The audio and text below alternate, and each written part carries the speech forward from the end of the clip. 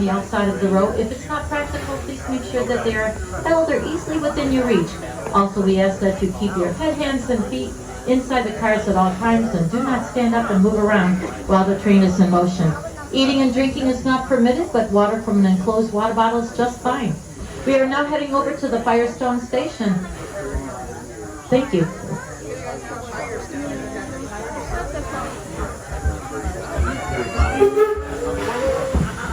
We'll say goodbye to Mary Ann, our conductor, Ginger, and Mike, our station masters. Here in Railroad Junction, you'll see the station master's home, or depot, his workplace at Smith Creek, built in 1858.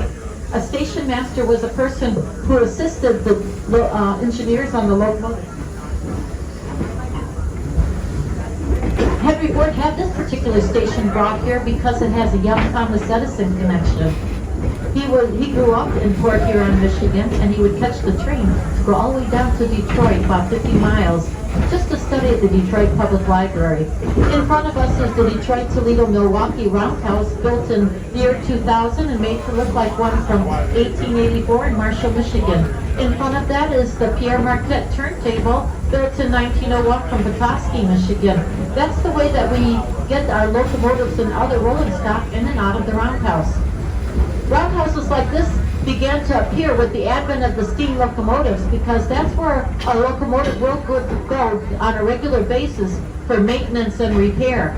These have since disappeared in the 1960s with the advent of the diesel electrics. We have one because we have 3 steam locomotives here at the Greenfield Village, and we have a highly experienced staff that makes sure that our locomotives and rolling stock are running properly. Oh, then we have some of our staff here from the Roundhouse. We'll give them a wave there. Hello.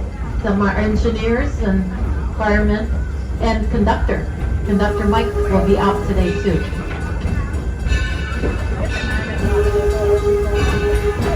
Over to the left we have historic mills as well. We have the grist mill, the carding mill, and just on to your left is the sawmill. Henry Ford used this sawmill when he was building Greenfield Village and the Henry Ford Museum. It was built in 1855. And you'll see some historic farm equipment. They're not just there for display purposes, but they are used by our farm hands that we have here at the Greenfield Village. In fact, over at the Firestone Farm that's just up ahead. Crucial Life 1885.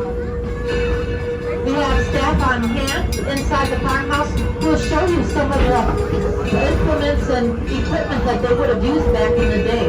Stop over to the barn and see our livestock. Cows, horses, we even have chickens and lambs. Over to your left is the winter wheat. As you can see, it's very golden. It will be harvested very soon. Now we come into the Firestone station. Please remain seated. The engineer will set a brake, giving us the sound of a single whistle, letting us know that it is safe to come off the train. You will exit over to your right at this train station. Should you be getting off at this station, I highly recommend a visit over to the Firestone Farm and see how life was back in 1885, then step over to the Raggett Farm later and compare what life over 100 years did make.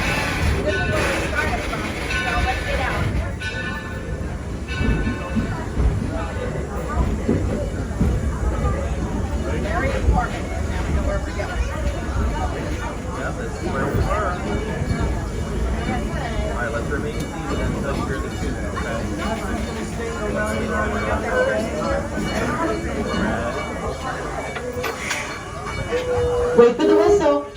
Now it's safe to come on.